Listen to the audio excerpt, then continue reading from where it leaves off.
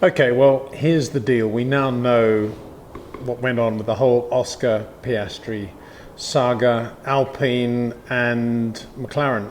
Throw in Williams as well. So this is what happened. Alpine, over the last couple of years, 2 or 3, 4 years, have invested a massive amount of money and time in Oscar. And unsurprisingly, an incredibly talented racing driver, as proven by his results, as proven by his work in the sim, as proven by the testing he's been doing for Alpine.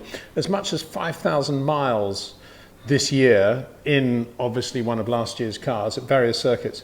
If you add up that, and let's be commercial here, you're talking probably from the Formula One testing program alone, you're probably looking at, I don't know what, 2.5, 3 million, I would think, with the support crew and everything else that's needed.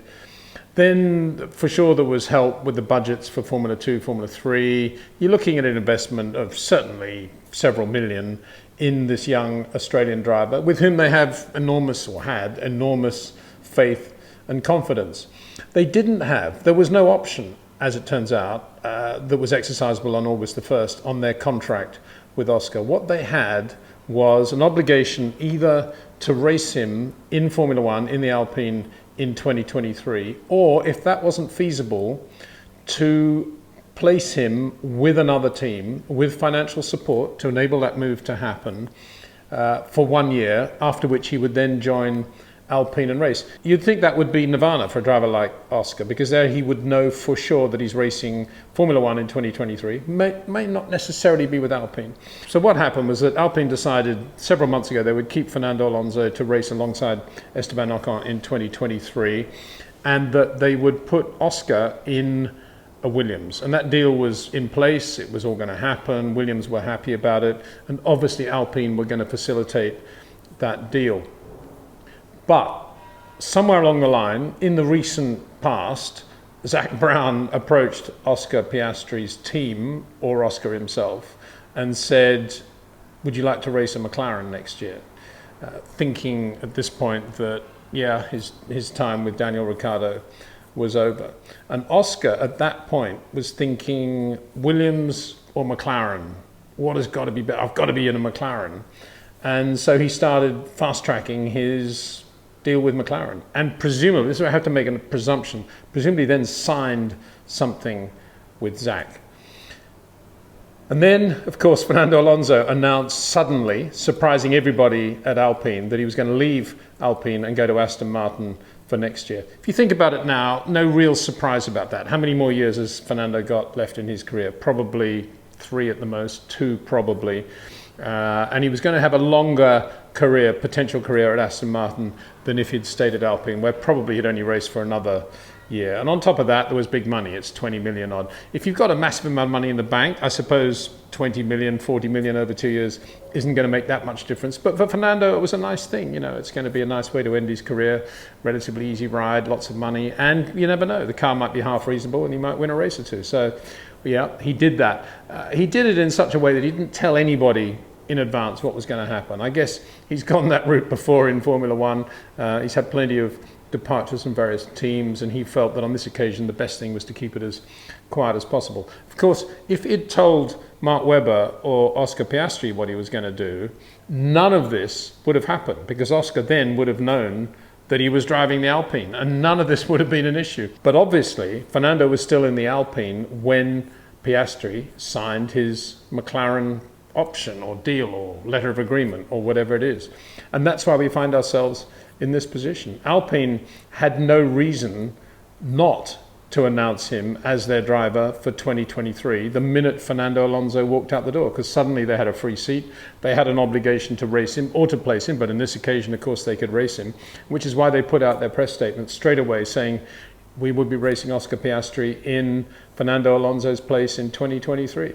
But by then, it was too late. Piastri had already signed his deal with McLaren purely on the basis that the McLaren will probably be a better car than the Williams for 1 year in 2023. I'm not saying it won't be, but the difference between the two, of course, is arguable. And if you look at George Russell, going to Williams before going to Mercedes wasn't exactly a bad thing for him. And there's a pretty good chance as well that Williams, of course, will be pretty strong in 2023. So it's not as if it was a bad deal, and Williams are getting better. They're not going to be any worse than they are now, and some very, very good people there now. So to me, it's extraordinary. I suppose Mark Webber's time with Williams, maybe he wasn't that happy with the way his career went when he was there. Maybe that was influential as well. But for me, to throw all that away, the Alpine potential down the road, to join McLaren, where, let's face it, he's going to have Lando Norris in the other car, is a very big ask. So what this means, of course, is that now, if McLaren don't race Oscar Piastri, he won't be racing in Formula One next year, that is for sure.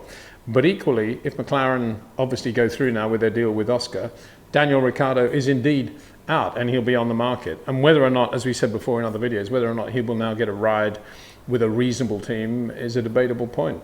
I can't imagine Alpine would hire him. Equally, I can't imagine Daniel's going to want to drive for a sort of Haas or Williams team. Maybe he will, maybe he won't. Williams, I think, will probably be Logan Sargent alongside Alex Albon. And so it is. So it's a great shame, I think. And I think all this needs to be seen in the context of the time and money that Alpine invested in Oscar Piastri at a time in his career when he needed it, when he really needed it, point one. And point two, the whole business of loyalty and doing what's right.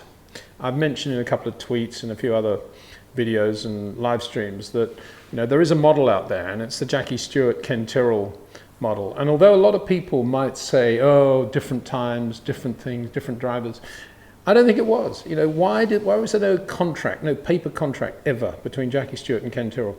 Not because they were different times. There were plenty of contracts around them. Bernie Ecclestone was managing Jochen Rindt, for Pete's sake, in 69 and 70. No, the reason there was no contract is because Ken Tyrrell supported Jackie Stewart when Jackie needed it most, when he was in Formula 3, when single-seater debut in that Cooper BMC, 1964. And Jackie never forgot that. And he had total faith in Ken's ability to run the team. It was always a handshake deal. Let's get on with it.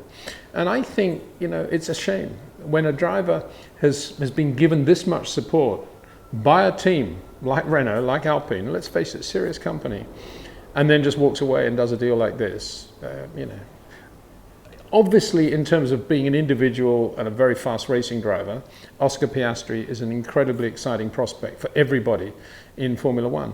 But it's sad, I think, when things like this happen. Anyway, that's the update. I'll be doing another live stream tonight, starting at 6 o'clock this time, running through to about 8 o'clock. And our special guest will be another very talented Australian Formula 2 driver. I speak, of course, of Jack Doohan. Looking forward to that. See you then.